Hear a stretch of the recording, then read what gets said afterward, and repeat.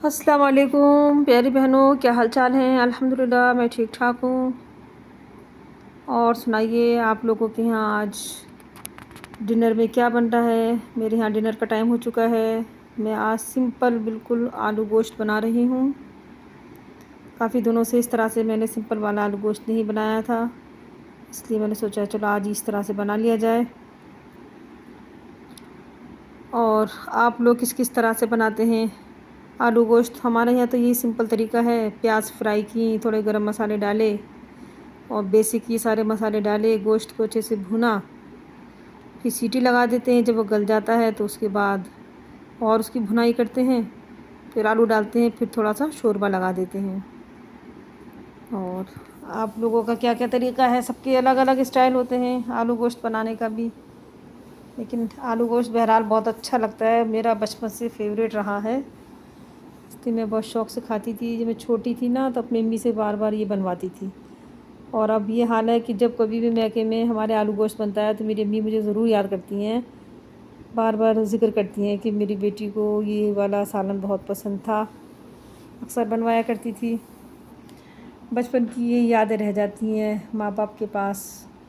बेटियाँ तो उड़ जाती हैं, इनके तो पंख लगे हुए होते हैं, चिड़िया होती हैं, कुछ दिनों के लिए बसेरा करती है मैके में, फिर उड़ के न जाने कहाँ कहाँ किस किस के घर में रौनकें लगाती हैं, किस किस की हांडी पकाती हैं, किस किस की रोटियां पकाती हैं।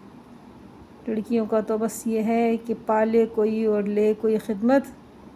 किसी शायर ने कहा है, खिदमत वाकई हम तो दूसरे लोगों की ही खिदमत करने के लिए शायद पैदा होते हैं, माँ बाप की खिदमत कर नहीं सकते। लेकिन बहरहाल जिस घर में जाते हैं वो भी हमारे सब अपने होते हैं, वो वालिदैन भी हमारे वालिदैन होते हैं। और जो हमारा जीवन साथी होता है, जो हमारी औलाद होती है, वो सब हमारी तो होती है। वो लोग भी तो हमारी खातिर बहुत कुछ सह रहे होते हैं, क़ुरबानी दे रहे होते हैं। अगर हम अपनी औलाद का काम करते भी तो क्या वो बदले में वो औलाद भी तो हमें माँ बाप बनाती है। इतना बड़े दर्जे पे हम पहुँचते हैं कि हमारे पैरों के नीचे जन्नत आ जाती है, अल्हम्दुलिल्लाह। तो इसी तरह अल्लाह ताला ने बैलेंस बनाए हुए हैं सभी रिश्तों के। अल्लाह ताला कुछ खिदमत लेके कुछ काम लेते हैं अल्लाह ताला, उसके बदले में फिर बहुत कुछ नवाजते भी हैं। लेकिन हमें अपने ये सब काम करते हुए हमें ये नहीं सोचना चाहिए कि भाई हम कमतर हैं, कि हम हक़ीर हैं, कि हम घर में ही हैं, कि घर के काम कर रहे हैं, हम हाउस वाइफ हैं, तो ये गिल्ट फील ना करें। बहुत से लोग सोचते हैं कि शायद काश हम जॉब कर रहे होते, हम घर में इस तरह से हांडी रोटी नहीं कर रहे होते। अरे सबके अपने अपने दायरे होते हैं। मर्दों के लिए अल्लाह ताला ने बाहर की दुनिया रखी है, औरतों के लिए घर की दुनिया रखी है।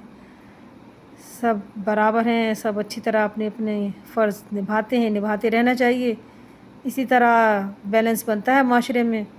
वरना सब लेडीज़ बाहर काम करने लगें, सब जेंट्स बाहर, तो फिर घर तो वीरान हो जाएंगे। बहरहाल कुछ मजबूरियाँ होती हैं, कुछ वजूहात होती हैं, करना भी पड़ता है, लेडीज़ को बाहर जाना भी पड़ता है। और अच्छी बात है कि हम लेडीज़ के अंदर इतनी हिम्मत है कि हम दोहरी ज़िम्मेदारी निभा सकती हैं।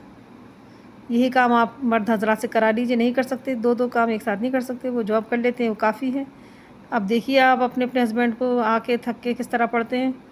और हम ही कभी चले जाएं मार्केट, हम बाहर से वापस आते हैं तो किस तरह हम अपनी किचन में जाते हैं कि जल्दी से देखें क्या कमी बेशी रह गई है, क्या बनना है, क्या काम बाकी रह गया है। तो ये अल्लाह ताला के बंटवारे हैं, किसी के हिस्से में कुछ दिया है, किसी के हिस्से में कुछ। हमारे हिस्से में जो दिया है हम उसको खुश उसलूबी से निभाएं, अच्छी तरह से।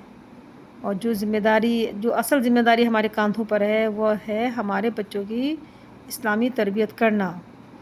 हमें इस समाज को अच्छा शहरी, अच्छा नेक इंसान, नेक बंदा फ़राहम करना है। असल काम हमारा ये है, तो हम इस काम में लगे रहें, अल्लाह ताला हमारी मदद ज़रूर फरमाएंगे।